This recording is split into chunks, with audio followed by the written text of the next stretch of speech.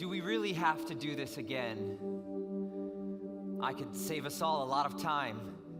I could talk you through it with one arm tied around my back, checking my email and eating a scone. You wouldn't miss a thing. It's second nature by now. We've rehashed and regurgitated and revisited this residual narrative every year we've been alive. At the end of our winters plays a broken record of Good Fridays, Bad Fridays, with the lights turned down low and a bunch of people moping around in black clothes. Do we really have to do this again? I said, look, I've got it all memorized, okay?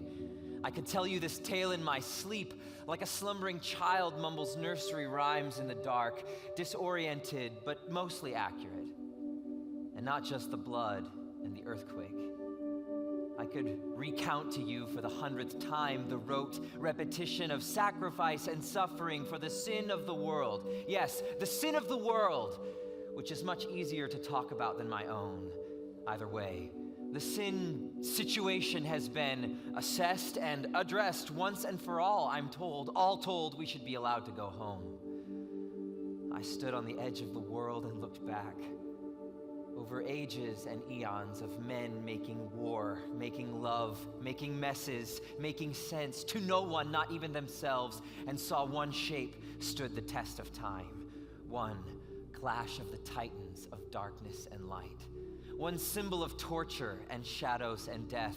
One death on a hill that ended so shrill the corpses crawled out of their crypts and caroused in the night.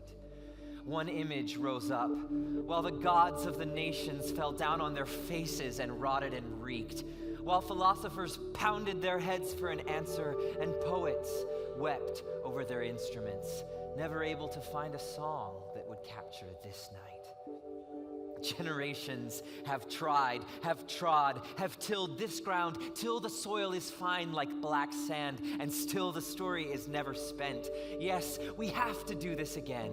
There is no excuse or evasion available when the one who thought up glow-in-the-dark fish and cocoa beans and eyelashes bothered to think of us in our knots and our never-ending nostalgia for all that is backwards and bland.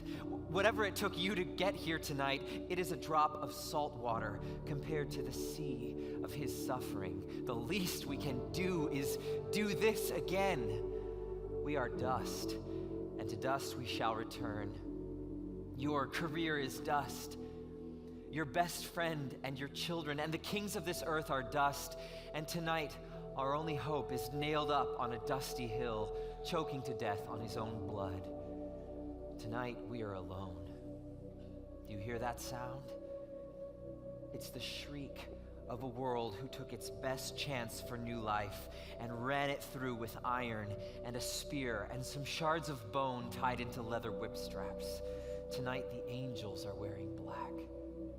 Tonight, you are alone with yourself and your sin, having sent the solution outside the city where he hangs shivering in the April wind, naked and abandoned by his friends.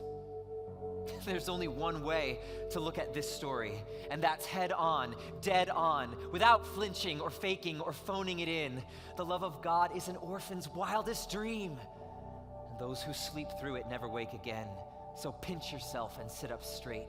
It's too late to turn back. Mouths smeared in filth, we have kissed the perfect cheek of the spotless lamb, and he is betrayed.